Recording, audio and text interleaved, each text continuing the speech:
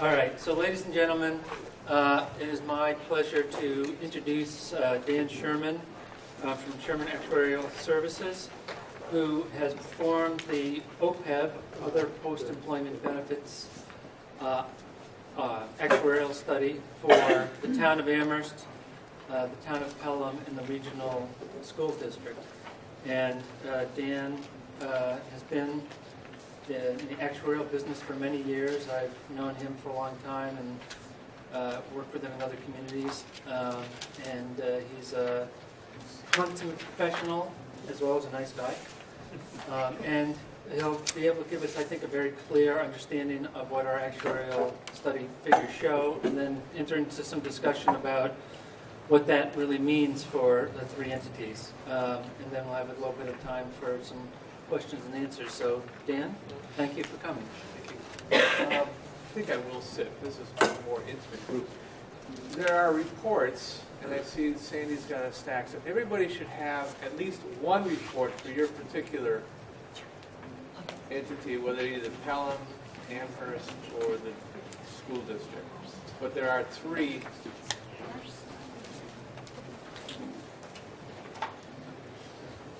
And what I'd probably like to do is walk through one that has the most people represented here. So, or if there's one particular report that everybody has, I'll walk through that one, and then we can just cross-reference to the others. So the structure of the reports are basically identical. The structures are identical, it's just the top, the name at the top, and of course the numbers inside, which are different. So let me ask this question to make it easier. How many people have a report from that's the town of Amherst? Town of Amherst. That's almost everybody. How many have the town of Pelham? One. Do we have enough to give everybody an Amherst? So I have one more Amherst one We here. have the regional one too. Yeah, and there's a regional. How many people have a regional? I would like to read it. Yeah, the regional is Oh, okay. Oh, all right. I didn't print out colors. So. Oh, it's the boring one, is the region. He's been trying to save money. That's right. There you go. We got to talk about your company for next. Talk slow. finance guys. So I think there are enough Amherst ones so everybody would have one. And then okay, so we'll do I'm going to this. give you an Amherst We'll one. if you start want. with Amherst. I'll go through the history, what this is all about, why we're doing this, and why we have to do it, and so forth. And then what I'll do is when we finish through Amherst, then we'll go back, we'll look at the regional school and Pelham, and look at their specific numbers in light of what I just talked about with Amherst. Does that work for everybody? Okay. Oh, one more person. So 90% of what you need to know about this whole business is on page 2. So I'm on the Amherst report, page 2.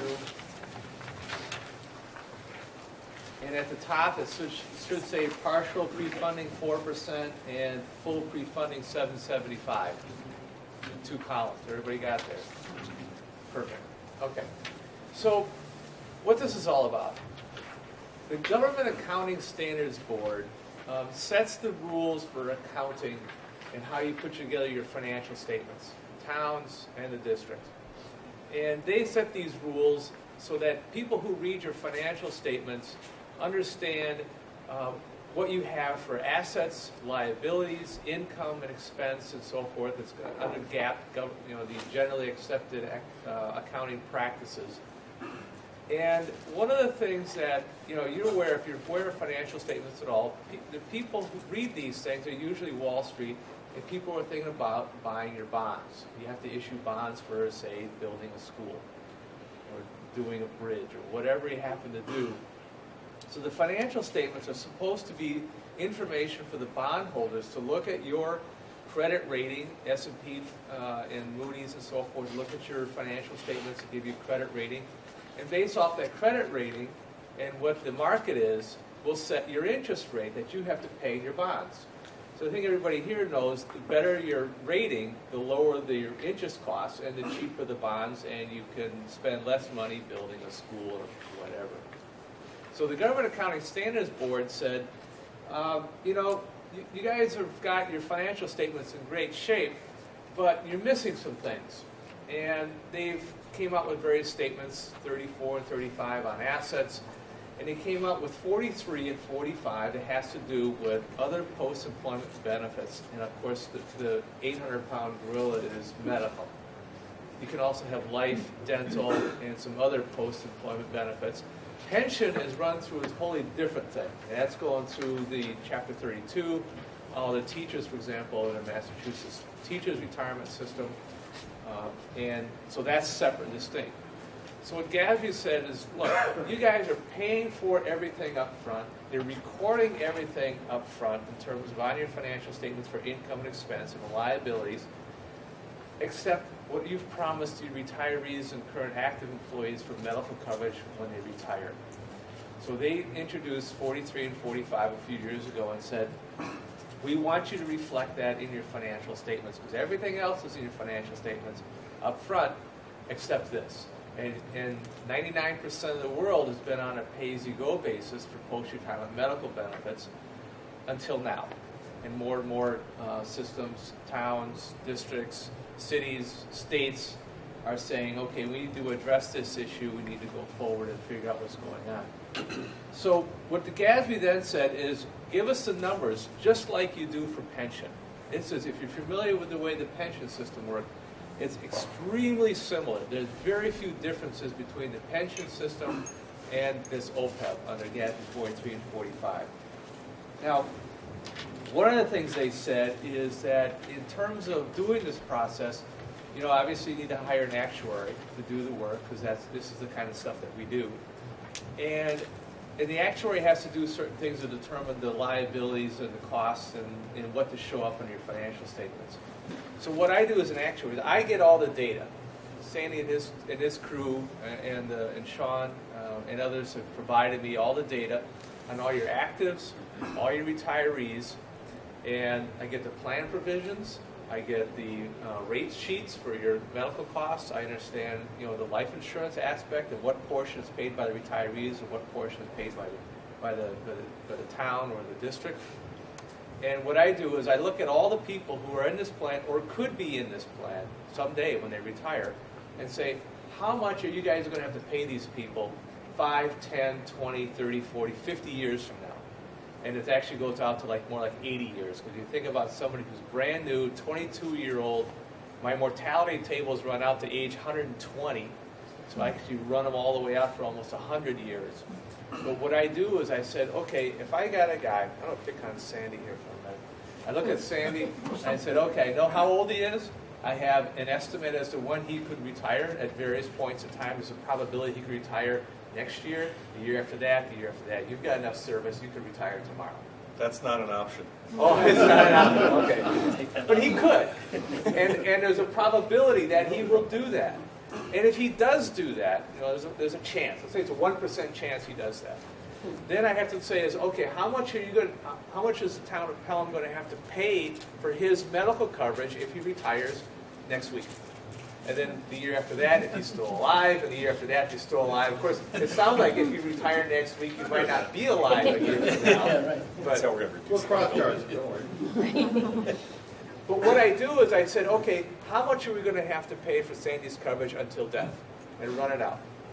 So if he was a retiree, that would be his liability. What's the present value of all those payments until he dies?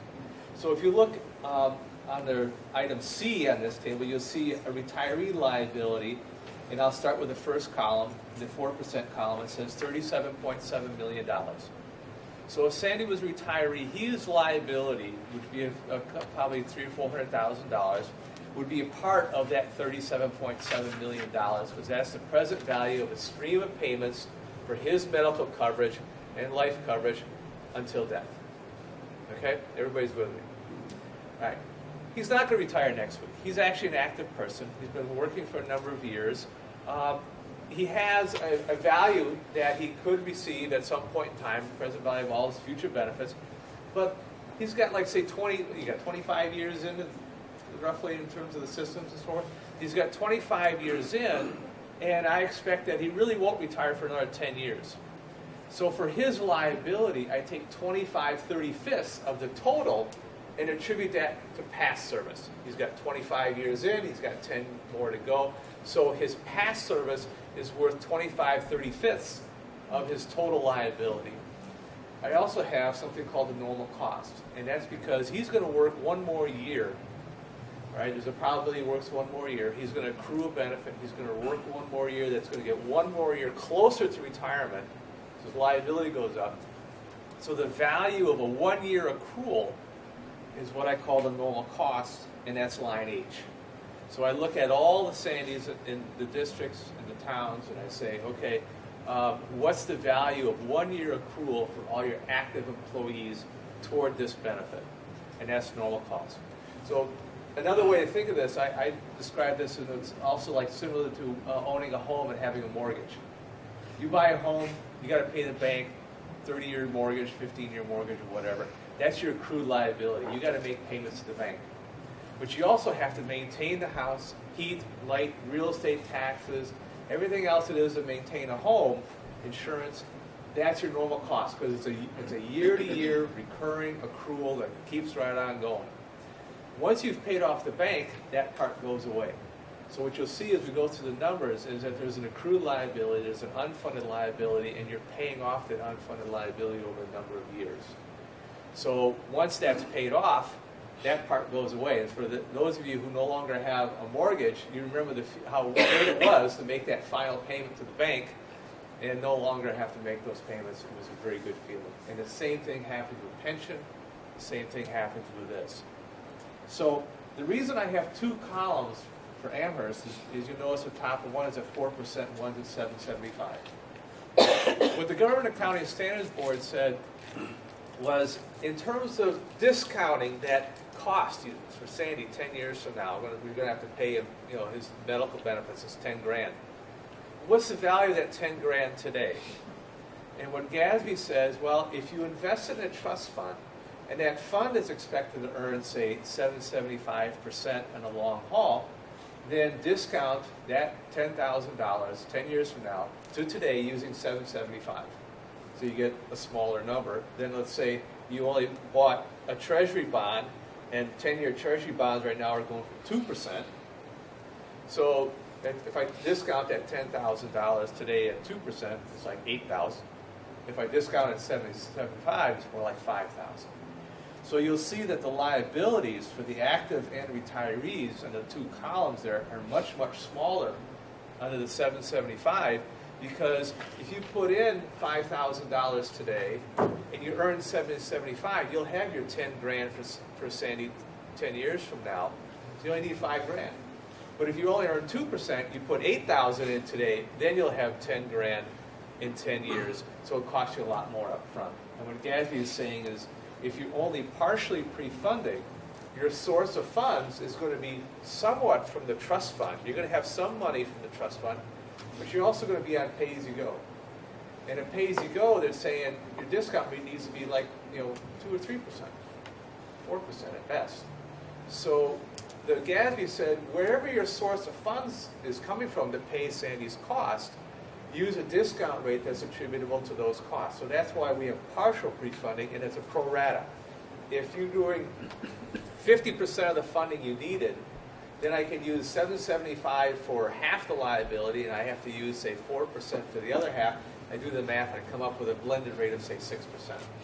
So that's what you have to do. So you can see that the town, Amherst, has $1.6 million in assets set aside.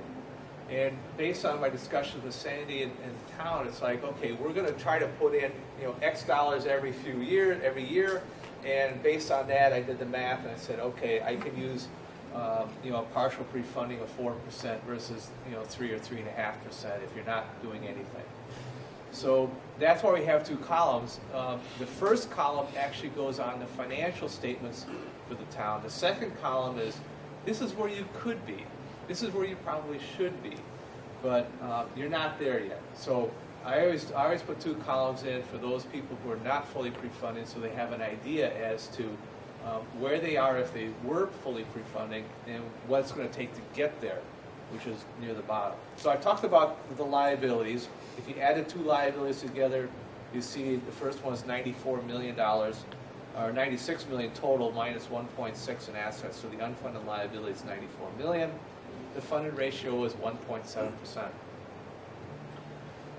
Pelham is now in the majority in Massachusetts. Most communities are putting money This is aside. Amherst, by the way. What's that? Amherst. I'm sorry, Amherst.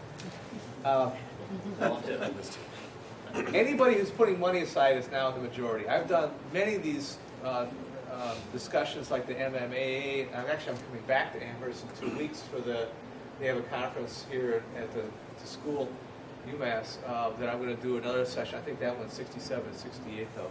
But I've done them over here. And I always ask for a show of hands of how many communities, and I'll talk to 200-300 people in front of me, how many people out there are actually putting money aside.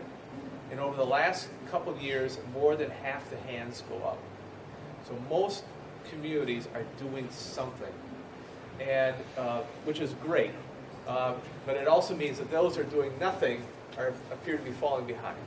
I also then ask the question of, okay, how many people are fully pre-funding their obligation? And I only get a smattering of hands. Not a lot are doing that. And I know of 5 or 6 communities that are doing it from a year ago. I haven't done a recent poll to see how many more have actually fully pre-funded, but it's growing.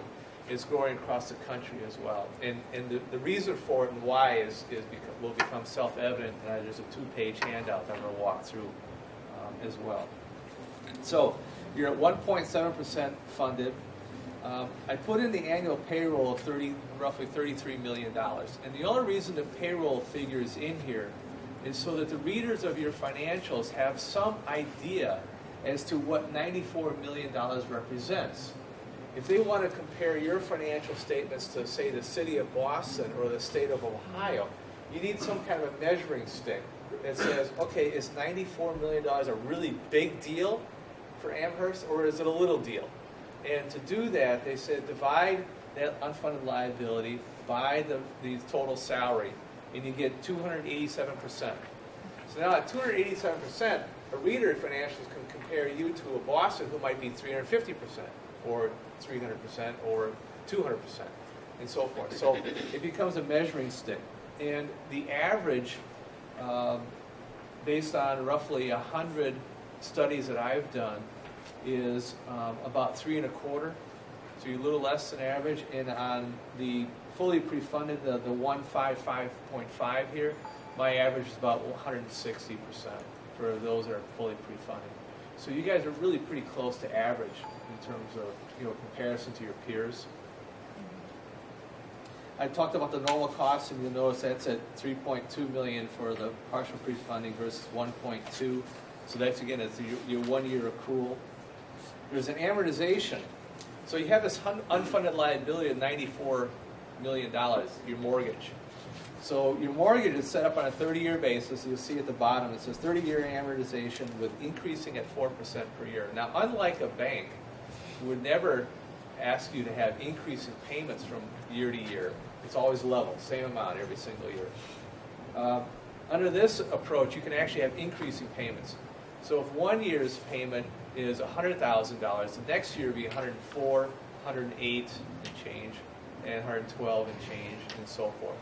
So you can have increasing payments, and the whole idea here is increasing payments, you want to tie that 4% to something that's somewhat close to what you expect your future budget to go up from year to year to year.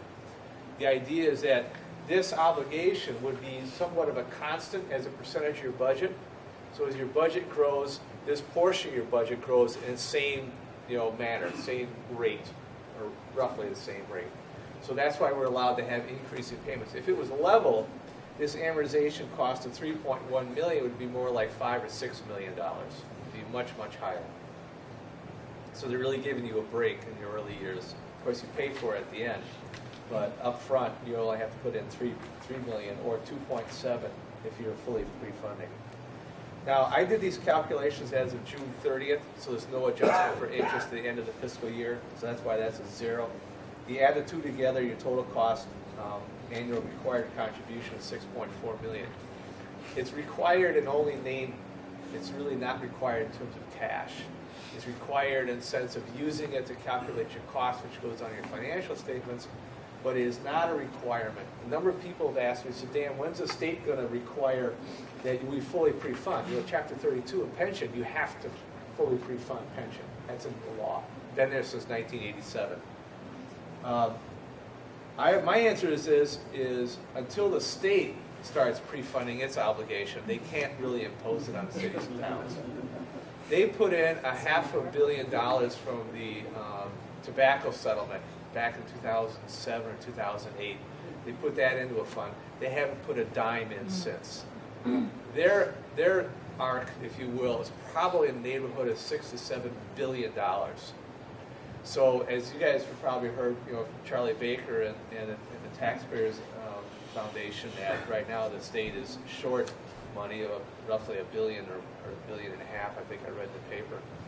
And so, for them to come up with $6 billion on top of the $1.5 billion that they're short today, not happening. So, I think many cities, and I know most cities and towns are ahead of the state regarding funding.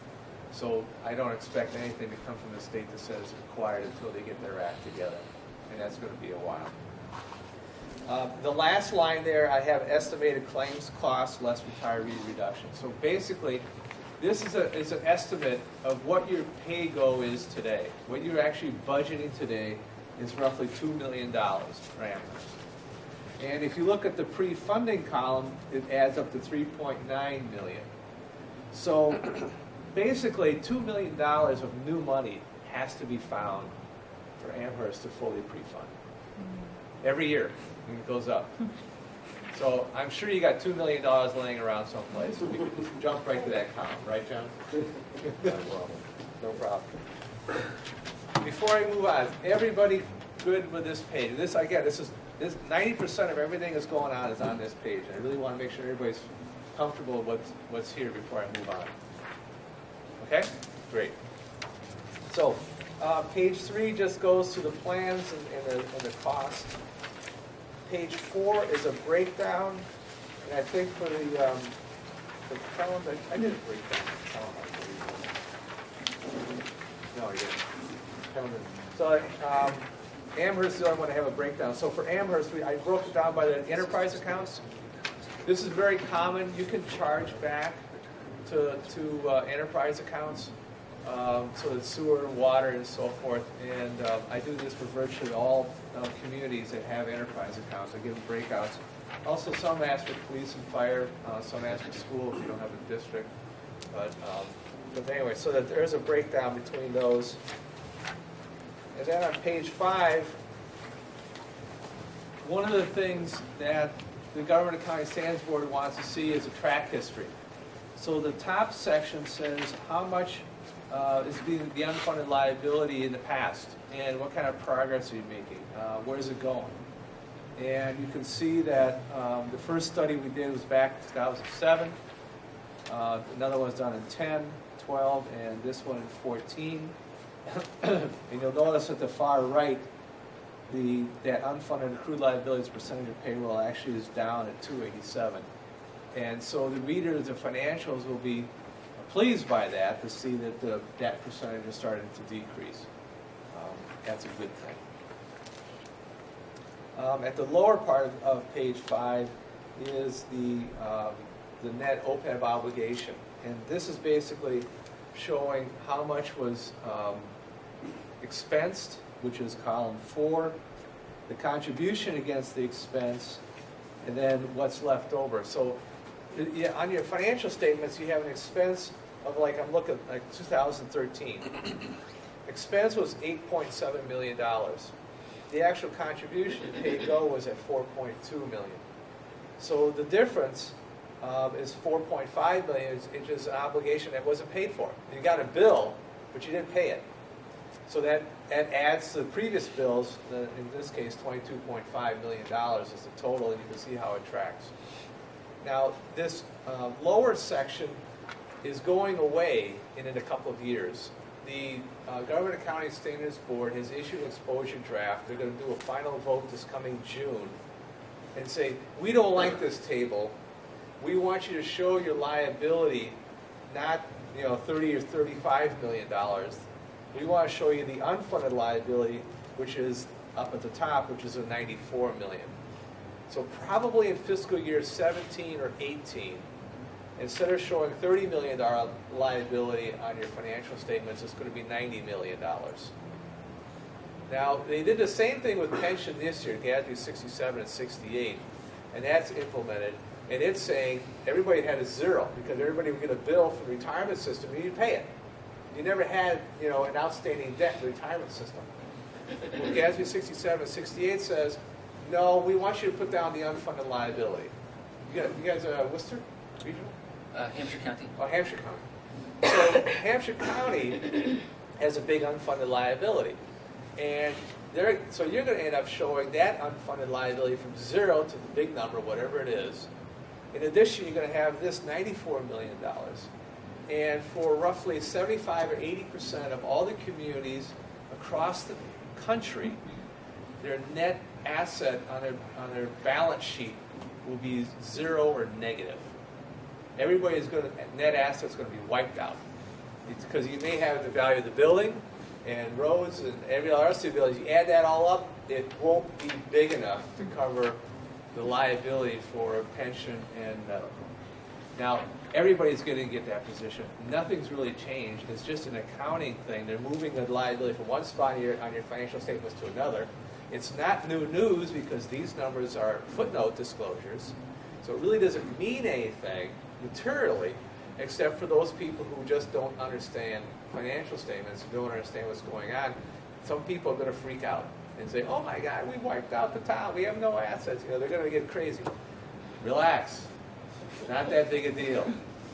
Nothing really material has changed, but it's going to be a communication struggle for people, citizens who just don't understand this stuff, that it really doesn't mean anything.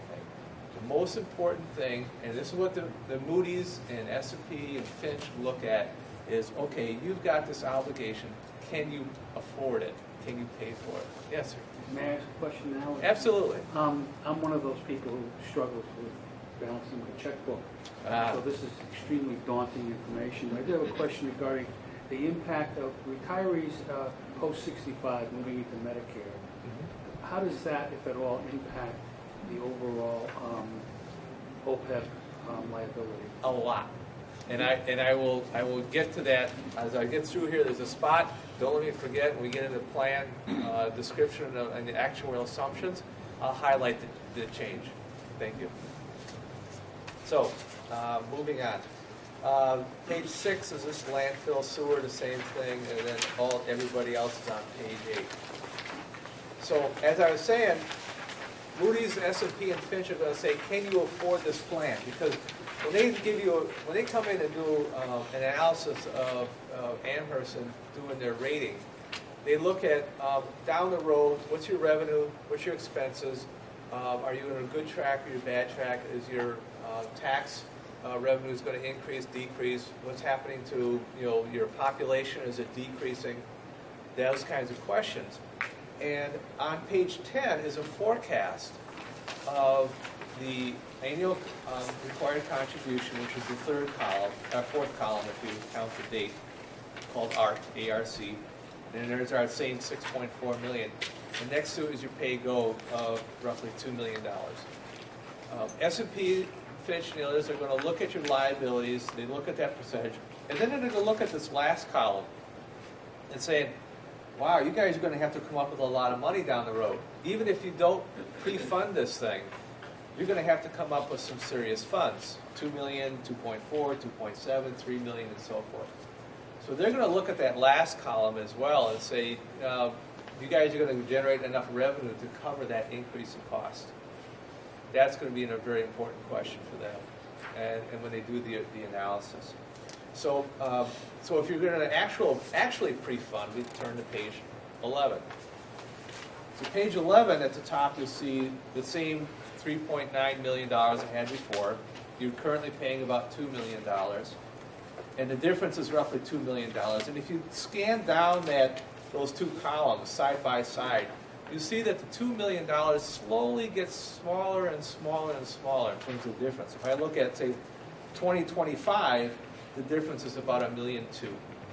So it shrinks with time because the ARC is increasing at 4% per year, roughly, and your pay-go is increasing at probably closer to 3%, 2.5% per year, based on the mortality and the assumptions and the healthcare trend and everything else that goes into this.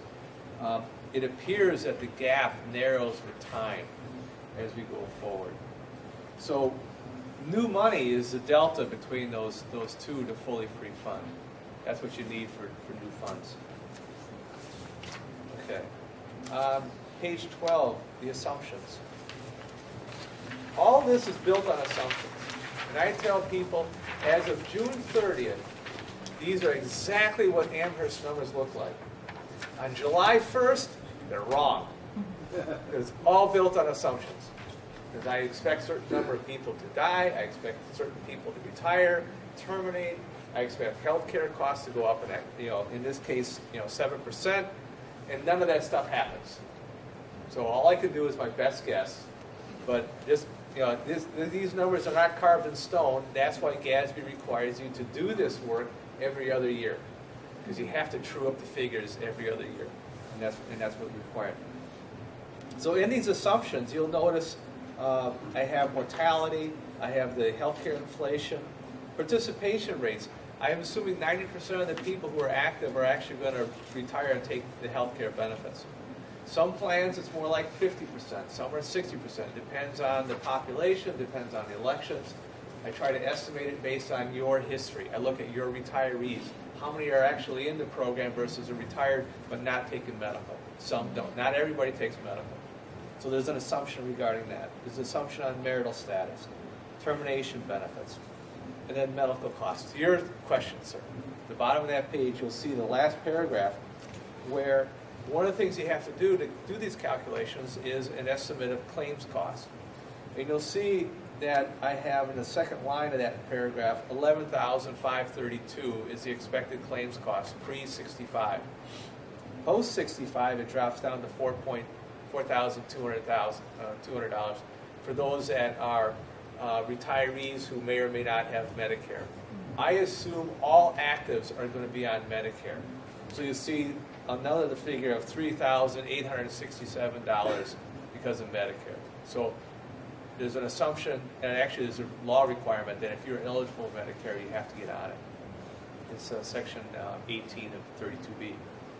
So you can see the change from 11,000 down to 3,800 for the actives. And that's where the savings comes in, because they are less expensive plans. So that's figured into the calculations there. May I? Yeah. It's figured into all the tables already. I'm sorry? That assumption is built into all the tables already. Right. Okay, thank you. There are other assumptions in here that I won't get into all the details. Page 14, you'll notice at the top is one called non-teachers, and then page 15 is teachers. Teachers' retirement system is different, and especially for those who were hired after 2000, when ed reform came through, they have a different plan. It's 11+2 for the pension. They can get out sooner. There's a different set of assumptions. So I included that change in here. Yeah, it was Chapter 114 of the Acts of 2000 that modified their program. So they can retire sooner, than other teachers. They're putting in more money on the pension side. But what it does is it increases the medical costs, because as we just shown, pre-65 medical costs are greater than post-65. And because they're retiring early, you've got more years for longevity. And so that whole liability for teachers is greater because of those two things. So that's why I have a separate set of assumptions for teachers versus non-teachers. I just want to point out, even though the state picks up the pension for the teachers, they don't the health insurance. Right. That's why their teachers are in here, but not in the pension. Right. And I can guarantee you, when they passed ed reform back in 2000, they never considered the fact that they're increasing the post-retirement medical costs for everybody when they made that change. They looked at it as trying to keep the pension cost neutral. But they didn't look at retiree medical, because it did have a negative effect on retiree medical. Another unfunded mandate by the state.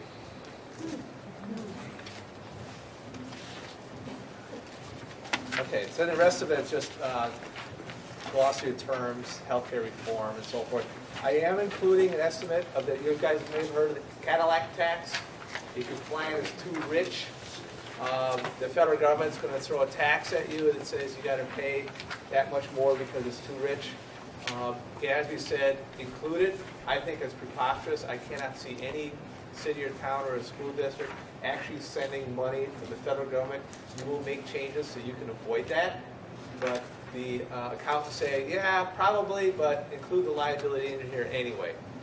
So these numbers are a little bit high because of that. And these are really accounting numbers. If you get serious about funding and actually putting aside full funding, the full funding amount, I would encourage you to do a separate and distinct report. I have a few clients that are fully pre-funding, and one of the things I said, well, if you truly follow this, $4 million like I have in here, you're actually slightly over funding for two reasons. One is the implicit subsidy. Of course, number one is the implicit subsidy. The second one is the Cadillac tax. In all likelihood, if you're fully pre-funding, you're not going to be paying that tax. So I take that out, and I take out the implicit subsidy. And what the implicit subsidy is all about is that you have one set of medical costs for everybody's, no matter what their age is. You don't have an age-specific medical premium. And the medical premiums back on page 3 are all the same. Whether, if you're in the HMO, if you're 40, or if you're 50, or if you're 70, same cost on the premium side. But your actual cost, I think everybody here knows, if you're 70, you're more expensive than if you're 30. They're just more expensive. And so the fact that you have a single premium for all ages implies that you're subsidizing the old with the young. And that implicit subsidy is in these numbers. So on the accounting side, you get a credit. There's an offset for that implicit subsidy. So on the accounting side, there's this offset, so you're not double counting it. If you were funding, and you looked at this $4 million that I threw in there, you'd actually be double counting that implicit subsidy. So I backed that out. So I, for example, Manchester Essex School District, been working with them. They're about to go fully pre-funding, and I gave them a separate report for funding purposes. Hopkinton, I did the same thing for them, a separate report for funding purposes because they're going to fully pre-fund.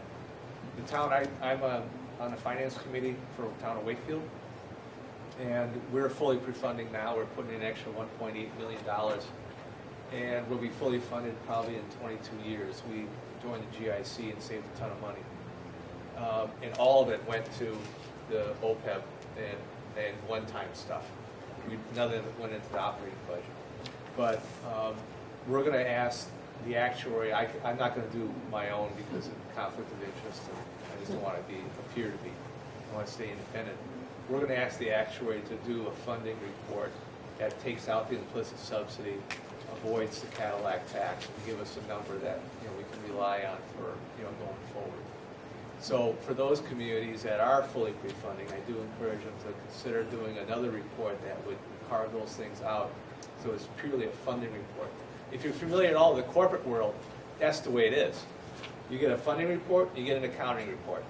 It's been 2 reports for pensions since 1987 when they passed FAS 87, and then FAS 106 came in 2091, and that's been 2 reports as well. So once again, GASB is about a decade behind FASB, but that's the norm. Yes? What kind of difference does taking those 2 numbers out make? It'll drop it like 10 or 15%. Yeah, it depends on how rich your plan is, how big the Cadillac tax is. And on the implicit subsidy, it depends on how many you have for retirees versus actives, so your demographics. So it varies all over depending upon, those 2 major factors as to how much of a percentage it'll drop. Some plans are community rated, or some plans are very small and everything's run to the GIC. And there we don't even include an implicit subsidy. Although that's going to change with this exposure draft. They're taking away that out for community rated and fully insured plans. You still have to assume an implicit subsidy when they issue the exposure draft. finalize the exposure draft in June. Thank you. You're welcome. Okay.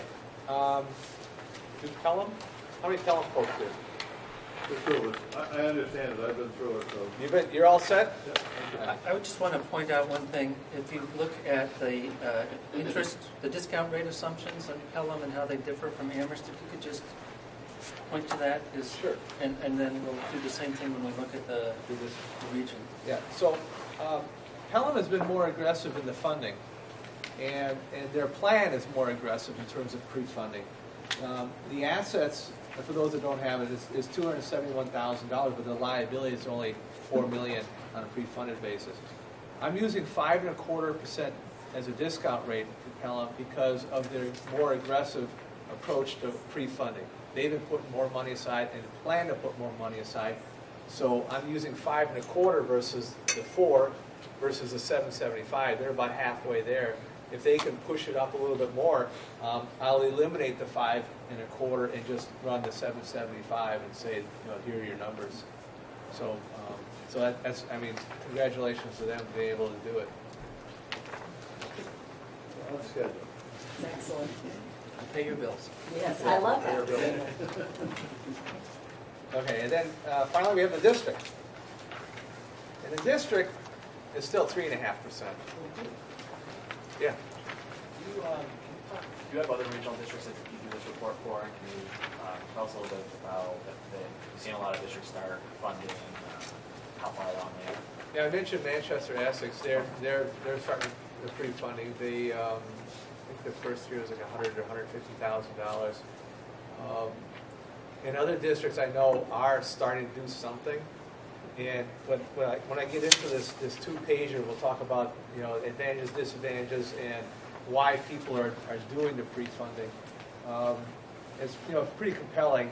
And the Manchester Essex, they went to their unions, and obviously the teachers' union is a big one, and said we want to negotiate some changes to the medical. So they made some adjustments, and as part of the agreement, they were going to set aside and set up a trust fund for the district and set money aside. And they wanted to do that because a lot of the teachers and retirees, of course, are concerned about the value and getting their benefits when they retire or while in retirement. And one of the things that I'll bring up, and if that question comes up, is the city of Central Falls, Rhode Island. Most of you probably heard the city of Central Falls was bankrupt a few years ago. The state brought me in to try to help clean up the mess. And on the pension side, they were 15% funded. They're pay to go, of course, on the OPEB. And they said, Dan, we need to get the pension costs down to $2 million a year. Come up with a new plan, come up with something, make it happen. So I looked at their numbers and I saw what they had, and I looked at cash flow.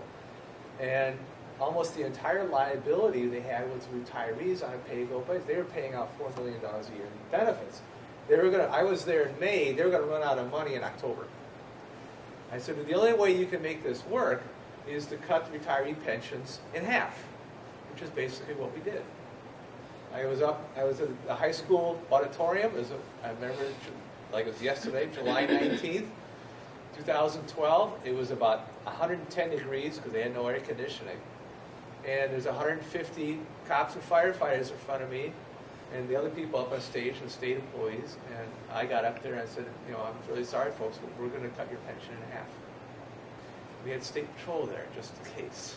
Because that's not a message I don't want to give to retired cops. They have weapons.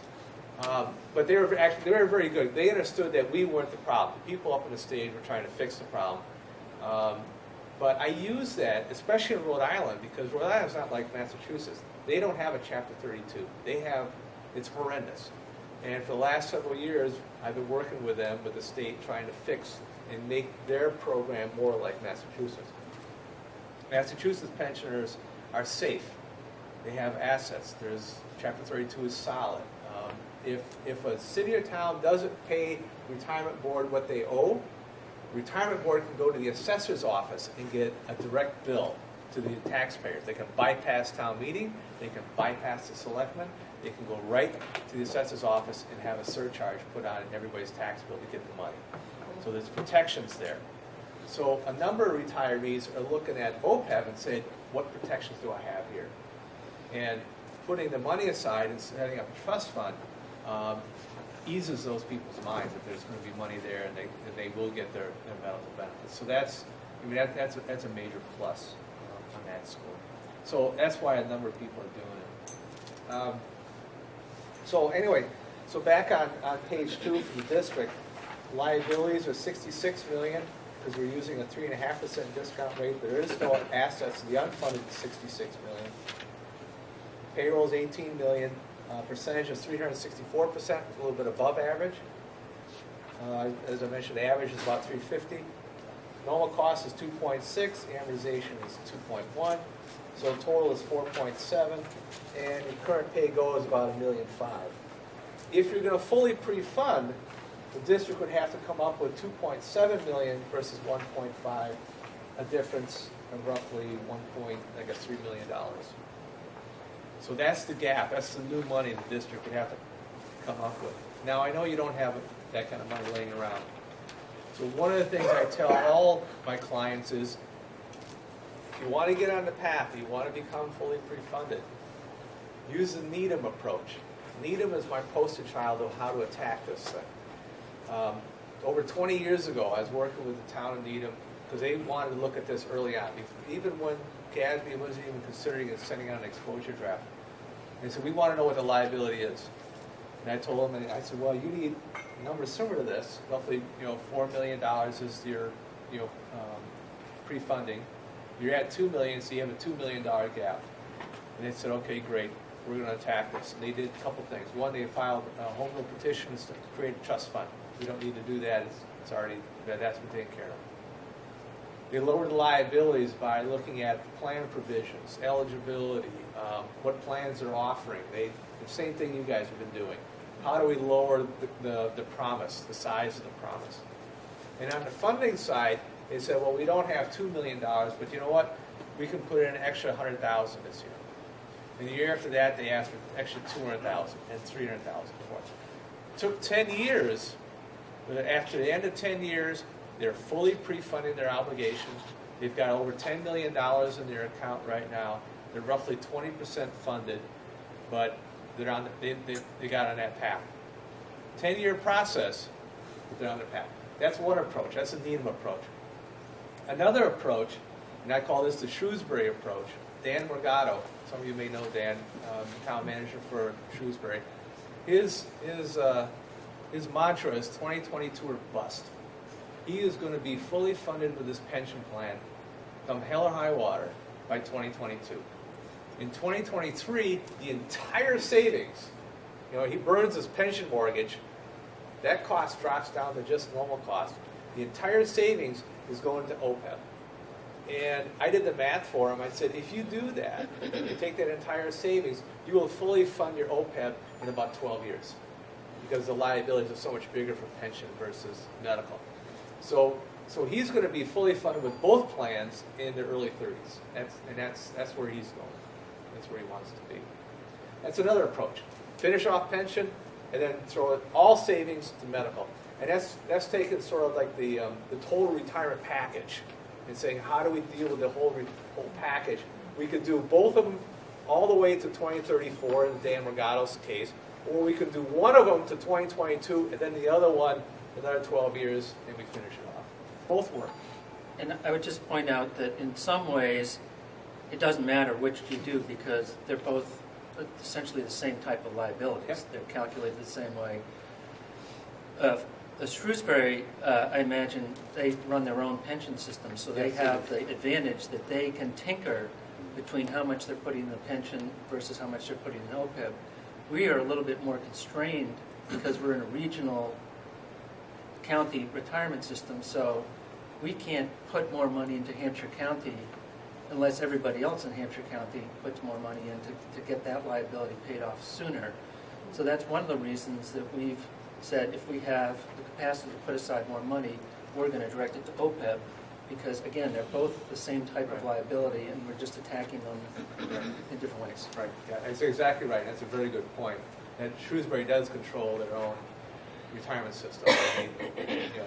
he's got 2 members on that board, and the third member is in full agreement, so they got the majority in 2022 or bust, and they're going to proceed on that basis. So it does require some coordination between the retirement system and the cities and towns. So, okay, do I need to go any more on the district? I think we're probably good there.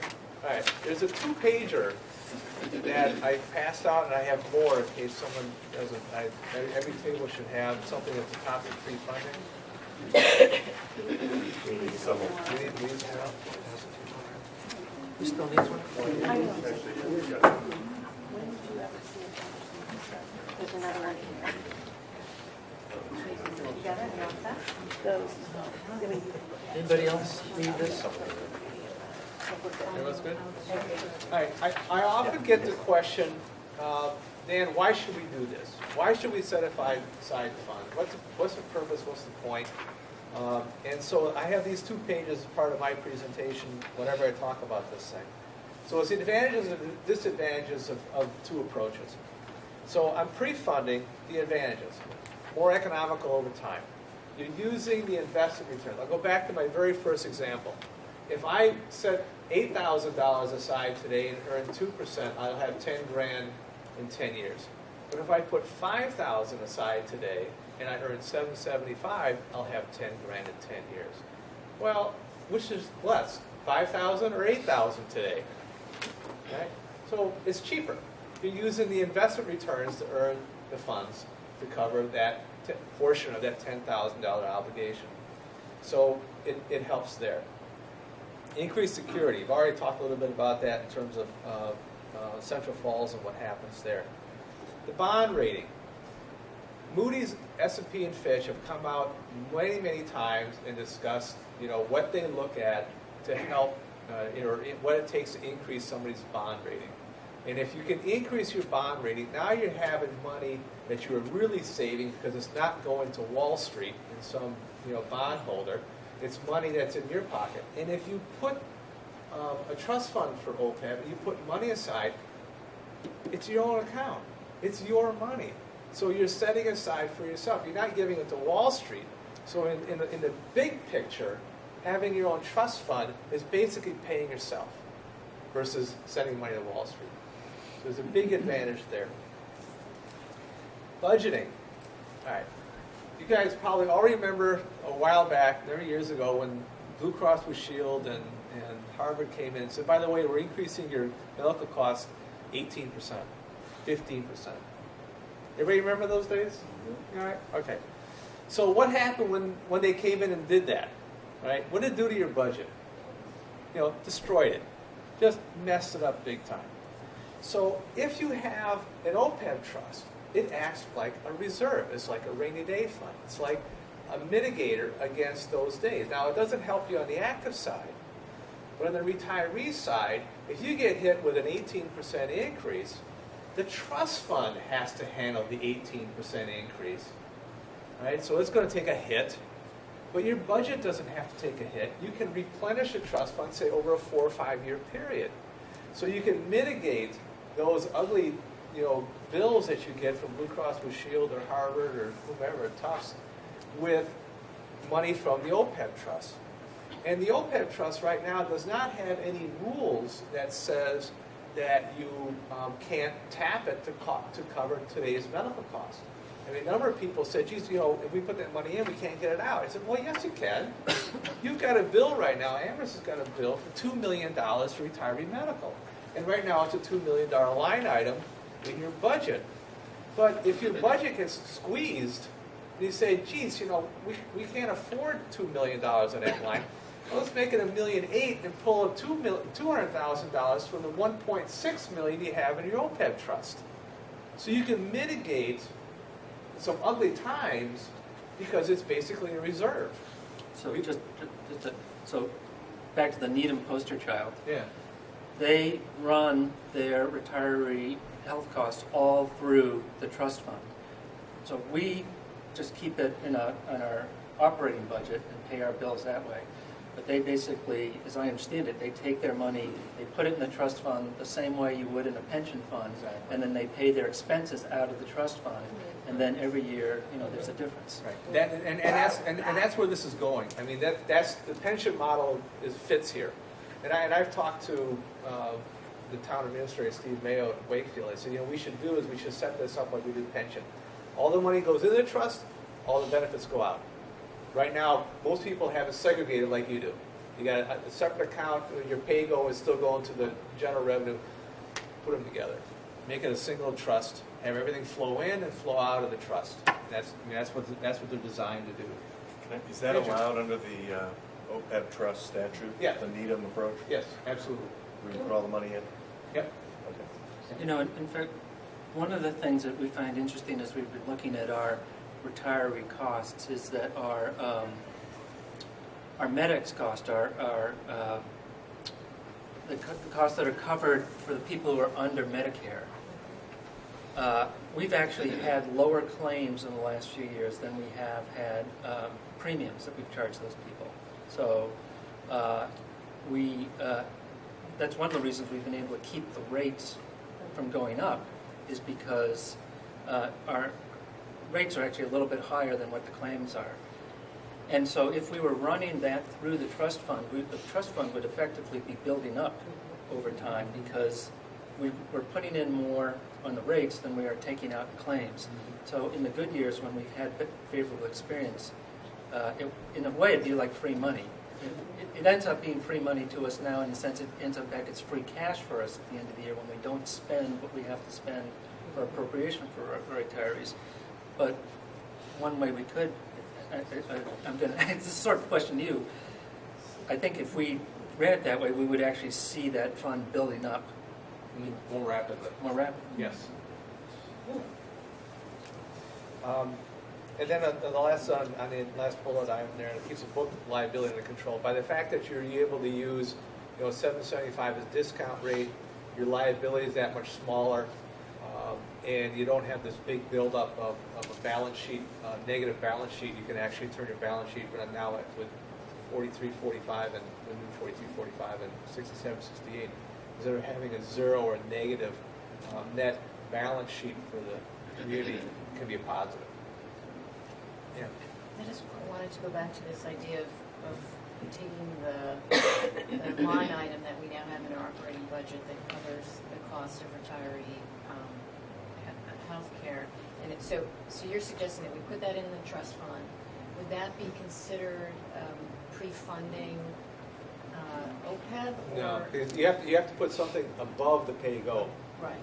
So right now your pay-go is a line item in your budget. And you would put some additional money. Right. So what you're going to do is taking that $2 million now that it's probably commingled with the active. So you have to segregate the active piece from the retiree piece. Take that $2 million out of that line item, put it into an OPEB funding line item, which you've had because you put $1.6 million now. So those two now become combined. So it's just shifting some of the dollars from one line item to a different line item. That's all we're talking about. But it might also be, particularly for the region, if they were running their costs through and at the end of the year their claims were less than their It would help the balance. it would start to create a balance. Right. It becomes an actuarial gain. Right. Right. I mean, right now, all that goes through the Amherst Health Insurance Trust Fund, so we would have to have some sort of funding to, if there was excess money, that would be something that the region trust fund, or separate that. Yeah, you want to separate. There's one community I know that when they separated their healthcare trust account, they put all of it to retirees and moved the entire. It was one shot, an ad hoc, one shot, all of it to the OPEB. They said, we're just put it all over there. Most people try to split it up based on head count or some reasonable approach, but I know one that said, we're going to move the whole thing over to OPEB. Disadvantages, and there's really only one. There's a higher short-term cash outlay. No one's got the bucks. I mean, that's really the bottom line is how do we come up with the money? And that's the same, everybody's struggling with that one across the Commonwealth. And then if you stay with pay-as-you-go, obviously advantages, lower cash outlay. You don't have to worry about that. But the next guy, the cost. No administrative costs for a separate fund, easy to understand, straightforward. Disadvantages, you have no investment earnings to offset the cost. There is a potential for reduction in a credit rating, especially if compared to your peers. If all your peers are funding and you're not, that's not going to help. You're going to have a large obligation on your balance sheet. It's going to get bigger. And I think the most important disadvantage is that you're maintaining the cost shifting to the next generation of taxpayers. If you think about it, this is what drove GASB. You're paying for everything up front while a person's working and providing a benefit. So if you look at a teacher, the teacher is providing a benefit to the district while they're working. You give him a salary while he's working. You pay his active health costs while he's working. You get a bill, or the state is paying for their pension because on a pre-funded basis, so that's being covered. Everything is being covered for that employee while he's working and providing a benefit, except this one. When they retire, they're no longer providing a benefit to the community. They're retired, but the community is still paying for medical. And so you have a cost shift. So the next generation of taxpayers are paying for the services that provided to the previous generation. Everybody follow that one? Okay. So I consider that a large disadvantage. To me, if you're getting the services today, you should be paying for it today. And this is the one thing, the only thing left that is not in that bucket right now. So with that, yes. There's a part of this I've understood forever, but there's a part I don't understand at all. So the part I understand is the Central Falls case, where if a city goes bankrupt, of course it would be good to have a bunch of money there to pay for whatever liabilities there are. But I don't understand why that couldn't be handled maybe by some state insurance fund or something, so that every town didn't have to tie up millions and millions of dollars just to cover the case where one or two towns might go bankrupt. But that's a separate thing. The part I haven't understood is how this really helps us with budgeting going forward. In other words, the disadvantage of no investment earnings to offset costs of not doing it. So take the example of, let's say that Amherst had $20 million right now in an OPEB fund and was contributing $500,000 a year. Right. And we're going into the next budget season. How does that help us with costs? Well, the 20 million now. Let's assume that you earn 7.5 or 8% on that money. Then that fund will grow to like 2.2 million or 22 million a year later on a net basis, because you got the ins and outs and more money coming in and coming out. But as that asset grows, you can tap it for the benefits. So the investment earnings are available to pay benefits down the road. Right, but in my example, we're going to the next year, we're down by $500,000 because that's how much we've decided to contribute. And then we're probably not going to tap the interest yet because we're still growing the fund. The one thing I do see as a plus is we're probably paying less on bonds. So that would be a plus, but I doubt if that anywhere near offsets the $500,000 a year we're putting in. So it seems like you only get the benefit when you finally reached the fund that you need to have, which is like at least 30 years, if not 60 years from now. Right. And you can start tapping the interest. Right. Yeah. On the Amherst report, I kind of went through it kind of quickly. On page 11 of the Amherst report, if you look at the very bottom, when the mortgage is paid off, your amortization cost drops to zero, so you have $8.5 million savings. But your pay and go is still $11 million. So your cost, the total cost then is at normal cost, which is $4 million. So the delta of $4 million versus 11, there's your $7 million savings. And that's because you're tapping the investment income at that point? Right. Okay, I get that, but it took a long time. Oh, it takes a long time. Oh, yeah, no question. Not just time, but money. Like, Yeah. where did we get all that money? And that's funding it at a huge rate, not $500,000 a year, way more.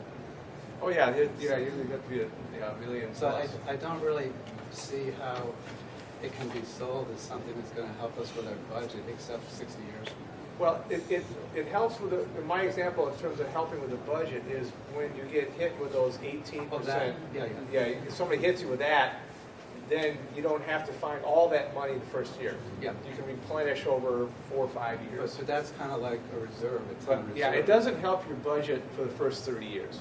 If you look at it, it's like all assumptions are met.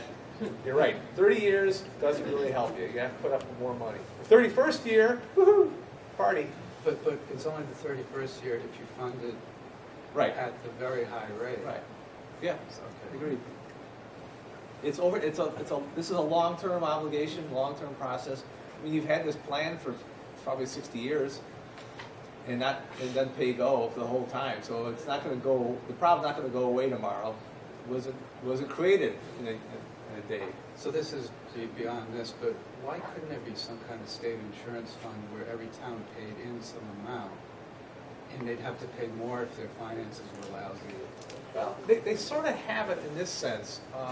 The PRIT, which is the Pension Reserves Investment Trust, part of PRIM, the state, the $66 or $65 billion fund they have for pension. A few years ago, they opened it up for OPEB. In my town, Wakefield, we've been in PRIT pension-wise since '88 or '89, forever. And we've got $6 million, and we went to PRIM and said we want to invest it the same way you've been, because we're earning, our 29-year average is like 9.75% return. So we put our $6 million with PRIT. You guys take care of it. I know under Section 20 of 32B, the treasurer is in charge of the approved man rule to invest the funds. I know our treasurer. I wouldn't give him $20 to invest. He's a great treasurer, but he's not an investment guy. So I told Steve, I says, no way are we giving John, another John, our $6 million to invest. And so he said, you're absolutely right. And John said, yeah, I don't want it. I don't want to be responsibility. So we're using the state, and the state's investing it for us. And as I said, it's been a great track history so far. Yeah. Recognizing the considerable challenge of coming up with the money currently to pay for these obligations going forward, would it be accurate to say that the current beneficiaries of the labor that's being provided by these employees today, that we have an obligation, the current generation has an obligation to fund that future cost, and that if we kick the can down the road X number of years, X number of decades, we're simply saying to that generation down there to pay the cost for benefits that you haven't received. Is that an accurate way to look Yeah, at it is. I mean, and of course, the further you kick the can down the road, the bigger the can gets. And as evidence on page 11, the liability just gets larger and larger and larger. So it's roughly $2 million now. In 30 years, it's going to be over 10. So yeah, the longer you kick it, the bigger the can gets. And the liability now is at $94 million. 30 years from now, it'll probably be $300 to $350 million.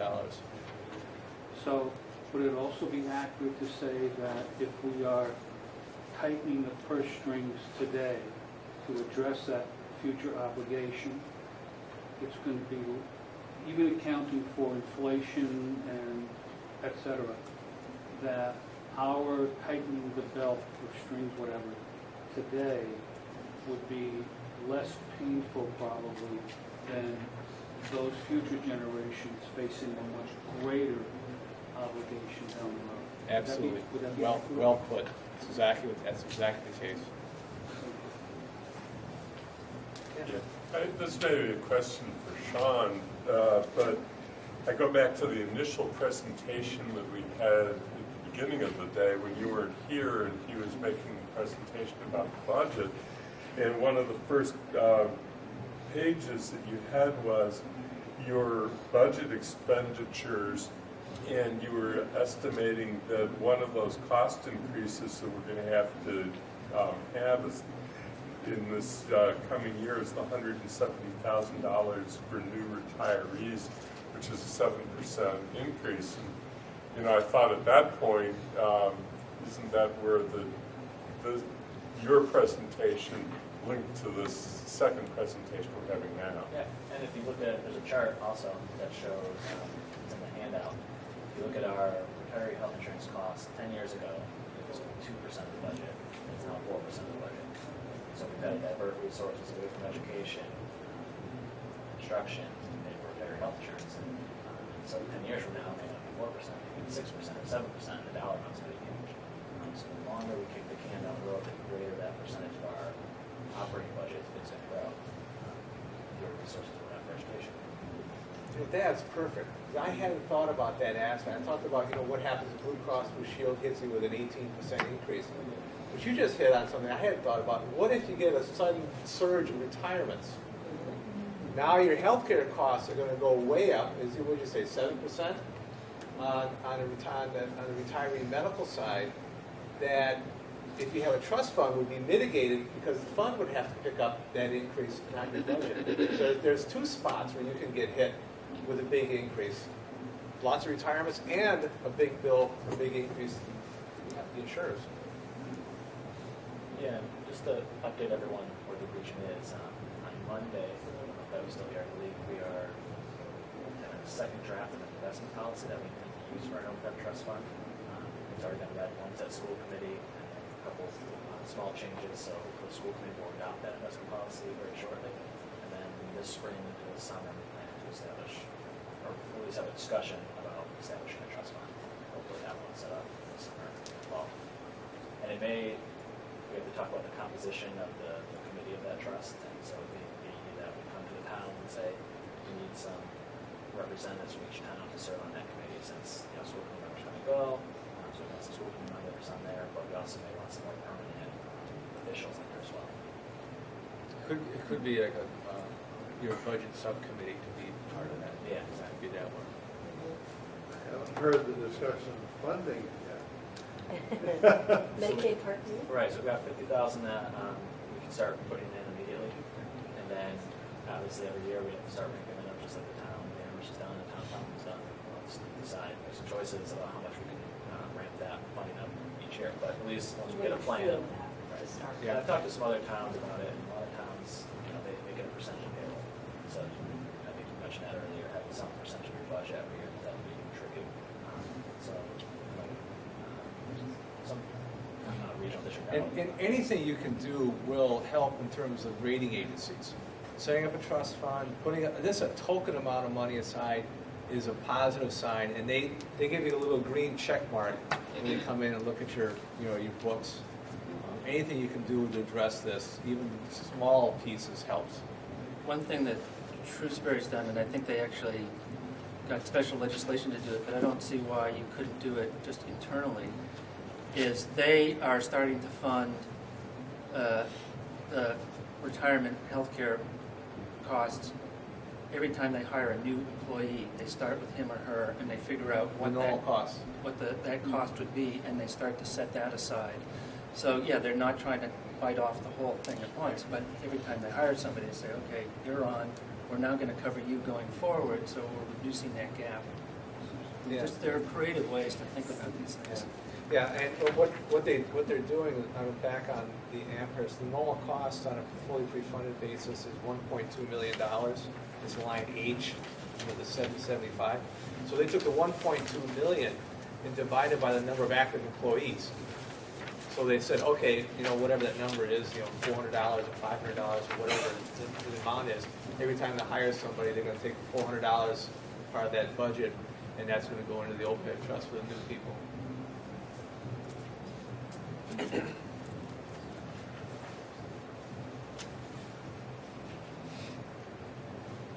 Well, thank you very much. Thank you. Any questions?